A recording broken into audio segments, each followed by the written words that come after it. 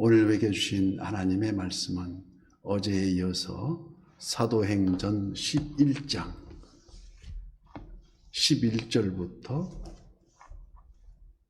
18절까지 사도행전 11장 11절부터 206쪽에 있습니다. 교독하고 마지막 절은 합독합니다. 마침 세 사람이 내가 익숙한 집 앞에 서 있으니 가이사라에서 내게로 보낸 사람이라. 성령이 내게 명하사 아무 의심 말고 함께 가라 하시매 이 여섯 형제도 나와 함께 가서 그 사람의 집에 들어가니 그가 우리에게 말하기를 천사가 내 집에 서서 말하되 네가 사람을 욥바에 보내어 베드로라 하는 시몬을 청하라. 그가 너와 내 온 집이 구원을 받을 말씀을 내게 이르리라 함을 보았다 하거늘 내가 말을 시작할 때에 성령이 그들에게 임하시기를 처음 우리에게 하신 것과 같이 하는지라. 내가 주의 말씀에 요한은 물로 세례를 베풀었으나 너희는 성령으로 세례를 받으리라 하신 것이 생각나노라. 그런즉 하나님이 우리가 주 예수 그리스도를 믿을 때에 주심과 같은 선물을 그들에게도 주셨으니 내가 누구이기에 하나님을 능히 막겠느냐 하더라. 그들이 말을 듣고 잠잠하여 하나님께 영광을 돌려 이르되 그러면 하나님께서 이방인에게도 생명 얻는 기회를 주셨도다 하니라. 아멘. 오늘도 실시간 유튜브를 통해서 선한 이웃의 기도의 향연 속에 새벽을 깨우는 우리 성도님들 모두에게 여호와 샬롬 하나님의 평강과 풍성한 은혜를 축복합니다. 영접하는 자 곧 그 이름을 믿는 자들에게 차별이 없이 임하는 성령. 오늘 본문은 우리가 자주 들어온 간증 형식을 띠고 있습니다. 어떤 사건의 간증입니까? 베드로가 경험했던 고넬료와 그의 가정의 구원 사건을 말하고 있습니다. 여기 고넬료의 사연을 단순히 그와 그의 가정이 구원을 넘어서 이스라엘 역사 2000년을 이어온 구원의 대상에 대한 관념을 완전히 쇄신해서 완전히 깨뜨렸다는 사건입니다. 그동안 구원은 오로지 하나님께서 선택받은 선민에게만 주어지는 것으로 당연히 이렇게 생각했는 그들의 고유의 선민 사상을 무너뜨리는, 그래서 이방인에게도 구원이 확장된다는 엄청난 사건이었기에 이 본 사도행전을 기록한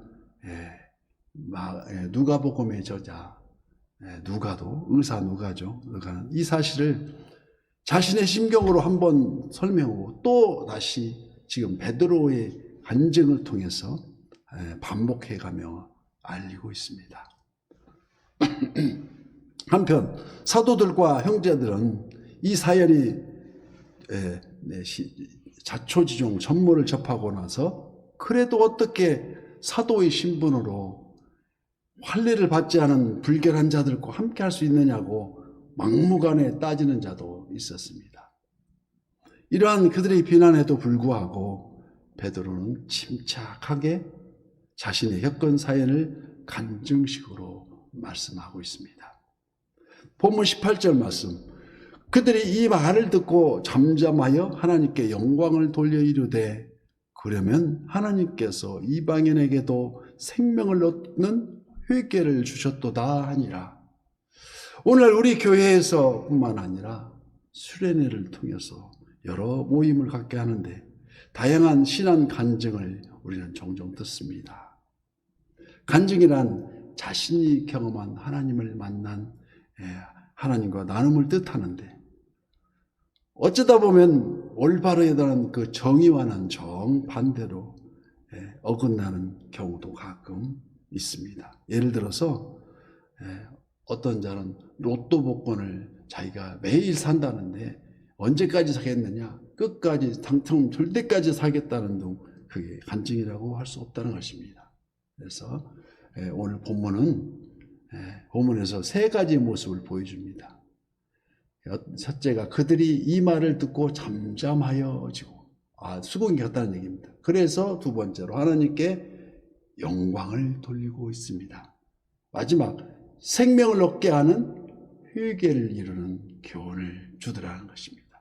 어쩌면 꼭 간증의 형식이 아니더라도 우리 일상에서 우리의 입술에서 흘러나오는 모든 말들이 하나님께 영광을 돌릴 수 있는 증인으로서의 삶을 살 수가 없나, 우리는 묵상을 해봅니다. 마치 우리가 교회에 있을 때만, 하나님께 예배 드릴 때만 우리가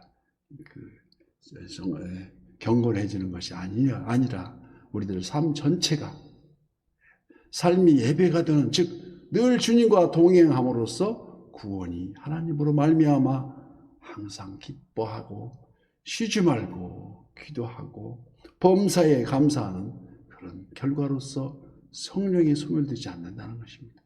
그래서 순서적으로 그렇게 사도 바울은 데살로니가 전서 5장 16절 항상 기뻐하라, 그 다음에 16장 쉬지 말고 기도하라, 17장 범사에 감사하라, 이는 그리스도 예수 안에서 너희를 향하신 하나님의 뜻이라고 말씀을 합니다. 그래서 19절 말씀에 성령을 소멸하지 말고, 그래서 그 결과 항상 기뻐하지 않고 쉬지 않고 기도하지 않고 범사에 감사하지 않으면 성령이 소멸된다는 것입니다. 그래서 성령에 의하지 아니하고는 예수를 주라 시인할 수 없기 때문에 우리가 바로 예수님이 우리를 구주라는 사실 잊어버린다는 것입니다. 그래서 우리가 항상 쉬지 말고 기도해야 되고, 예를 들어서 부부싸움이 벌어지니 티격태격 싸웠다, 당장이 기도가 막힙니다. 왜? 기가 막히니까 그렇습니다. 기도할 수 있는 성령이 소멸됐기 때문에. 그래서 우리가 항상 오직 하면 하나님께서 우리를 향해서 이렇게 로마서 8장 26절에 이렇게 말하지 않습니까? 이와 같이 성령도 우리의 연약함을 도우시나니 우리가 마땅히 기도해야 할 바를 알지 못하나 오직 성령이 말할 수 없는 탄식으로 우리를 위하여 친히 간구하고 계시다는 것입니다. 그래서 우리가 위험을 만났을 때는 항상 무슨 차이 주여 하고, 그게 위마디 기도 아니겠습니까? 그런데 그러지 않고 어마나 하거나 원매하거나, 그게 어마나 오면 어머니 찾는 거예요. 엄마 나 이거 뭐 어떡합니까? 원매, 여기 전라도 사투인데 원매 어찌거나, 그게 아니라 우리가 성령이 끌려서 주여 어찌 하면 좋습니까? 위마디 기도가 필요하다는 것입니다. 그래서 사실 베드로도 유대인의 규례를 벗어나지 않으려고 의식적으로 노력하였으나 오직 하나님의 관권에 의해서 직접 이방인들을 찾아가서 복음을 전하고 또 그들과 함께 기거함으로 얻은 결론은 무엇입니까? 하나님께서 17절 말씀이 그 결론입니다.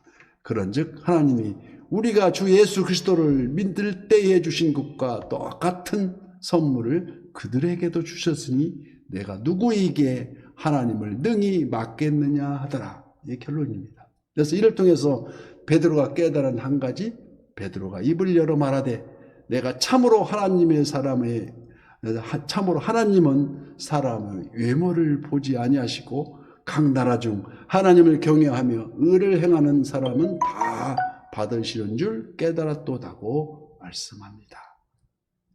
하나님의 선물은 외모, 출신, 배경, 어느 누구를 막론하고 오직 하나님을 경외하고 예수 그리스도를 나의 구주로 고백하는 모든 믿음의 백성들에게 차별이 없이 주어지는 그 은혜, 바로 그래서 사도들의 행전을 다른 표현으로 성령 행전이라고 별칭합니다.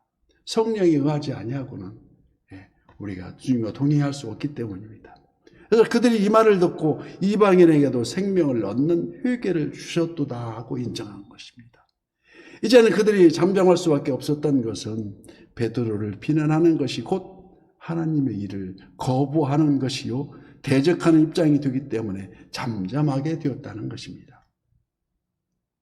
여기 생명을 얻게 하는 회개란 어떤 것을 말합니까? 각종 유혹에 빠져서 우리가 살다 보면 잘못 가는 그 방향을 하나님한테 향한 방향이 어떻게 됐는지 완전히 바뀌어져가지고 이상한 데로 가는 것을 우리에게 속말로 타락이라 합니다. 방향으로 가는 방향을 다시 바로 똑바로 잡아서 하나님을 향해서 갈 수 있도록 아주 진리의 말씀을 향하여 내 마음과 삶이 온전히 돌아서는 것을 회개라고 합니다. 자꾸 저들려서 회개하고 또 절리고 그게 그 회개가 아니라 다시는 거듭하지 않는 것이 회개라는 것입니다. 이는 인생의 일대 전환이요 결국 믿음으로 이루는 천국을 미리 이 땅에서 준비하는 과정이라고 할 수 있는 것입니다. 그래서 잠깐 왔다 잠깐 머물러서 육신의 몸을 동행하시는 우리 주님을 향해서 달려가지만은 우리 잠깐 왔다 육의 육신의 장막을 벗으면 어떻습니까? 우리는 바로 이렇게 해야 되는 겁니다. 주님이여 이 손을 잡고 꼭 잡고 가소서 하고 가는 것이 바로 천국 보장입니다.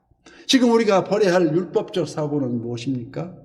이제 베드로는 무조건 자신이 옳다고 우기지 않습니다. 전날에 베드로가 일하는 것입니다. 그러므로 회개에 합당한 열매를 맺는 것입니다. 이 오념 속에서 행해지는 설득의 리더십이 바로 베드로의 리더십, 제1대 교황, 가톨릭 교황 베드로입니다. 본문 12절 말씀에 성령이 내게 명하사 아무 의심 말고 함께 가라 하시매 이 6 형제도 나와 함께 가서 그 사람의 집에 들어가니 베드로는 그동안 자신과 고넬료에게 있었던 일들이 오직 성령의 인도하심으로 이루어졌음을 지금 간증하고 있습니다. 천사가 고넬료에게 베드로를 초청하도록 한 목적은 무엇일까요? 바로 영혼 구원입니다. 영혼 구원을 위해서 말씀을 듣게 하기 위함이라는 것입니다.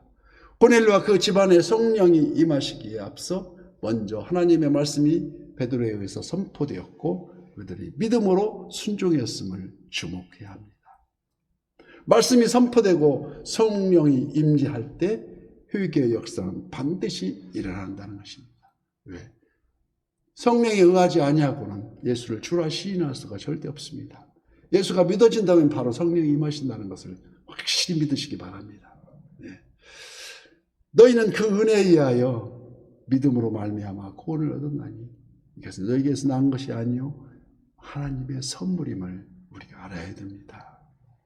그래서 우리가 매일매일 새벽을 깨우면서 믿음은 들으면서 나고 들으면 하나님의 말씀이 나는 것을 우리가 깨닫고 우리가 그 말씀을 듣고 항상 묵상하고 메디테이트 또 씻고 또 거듭 소가 여물을 씻듯이 계속 묵상하고 묵상해서 그러면 성령님이 그 뜻을 정확한 뜻을 우리 마음속에 심어주면서 그러므로 우리는 국민하심을 받고 때를 따라 돕는 그 은혜를 얻기 위하여 은혜의 보좌 앞에 담대히 오늘도 나와 있는 것입니다. 그래서 우리가 오늘도 한 걸음 한 걸음 꾸준히 그 성화의 길로 예수님을 닮아가는 길이 성화입니다. 매일매일 성화의 길로 갈래가는 선한 이웃의 모든 지체가 되시기를 예수님 이름으로 축복합니다.